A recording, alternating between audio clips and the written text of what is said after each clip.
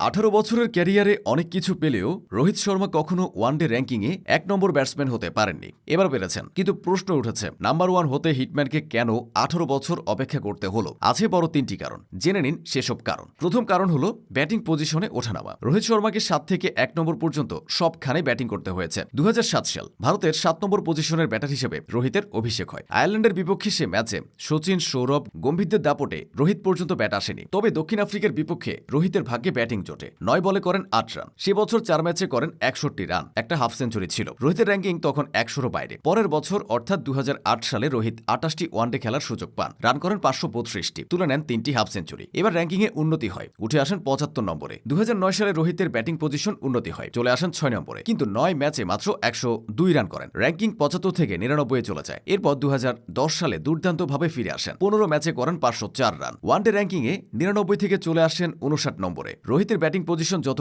উপরের দিকে উঠতে থাকে, তার র্যাঙ্কিংও তত ভালো হতে থাকে। 2012 সাল পর্যন্ত তিনি মিডল অর্ডারে খেলেছেন। সবকিছু বদলে যায় 2013 সালে। ধোনির পরামর্শে রোহিত ওপেনিংয়ে আসেন। সে বছর তার অ্যাভারেজ 50 ছাড়িয়ে যায়। 52 গড়ে ব্যাটিং করার ফলাফল হিসেবে র্যাঙ্কিংয়ে 18 নম্বরে চলে আসেন। তখন রোহিত ধাওয়ান ওপেনিং করতেন, 3 নম্বরে আসতেন কিং কোহলি। 2013 থেকে 2022 সাল পর্যন্ত রোহিত ধাওয়ান জুটি মোট 5148 রান করেছে। ততদিনে রোহিত 264 ইনিংস খেলে ফেলেছেন, পাল্টে দিয়েছেন ওয়ানডে ব্যাটিংয়ের মোর্চে পড়া ধারা। 2016 সালে এসে রোহিত প্রথম সেরা 10-এর ঘরে ঢোকেন। সে বছর তার র্যাঙ্কিং ছিল 9। 2017 সালে আসেন 5 নম্বরে। 2018 সালে আসেন 2 নম্বরে, কিন্তু সেরা হওয়া হয়নি। কারণটা ছিল বিরাট কোহলি নামক রক্ত মাংসের এক মেশিন। 2018, 19, 20 এই 3 বছরে রোহিত 2 নম্বরে থেকেছেন। কোহলি 1 নম্বরে রাজত্ব করেছেন। রোহিত 1 নম্বরে আসতে না পারার তৃতীয় এবং সর্বশেষ কারণ হল নিঃস্বার্থ ব্যাটিং। 30 ওভার পর্যন্ত খেলতে হবে এমন চিন্তা নিয়ে রোহিত ব্যাটিং করেন না। তিনি শুধু পাওয়ার প্লে 10টা ওভার টার্গেট করেন। ওই 10 ওভারে তিনি টিম ইন্ডিয়াকে নিরাপদ জায়গায় রেখেছেন। রোহিতের গড়ে দেওয়া শক্ত ভিত্তিতে শুভমান গিল,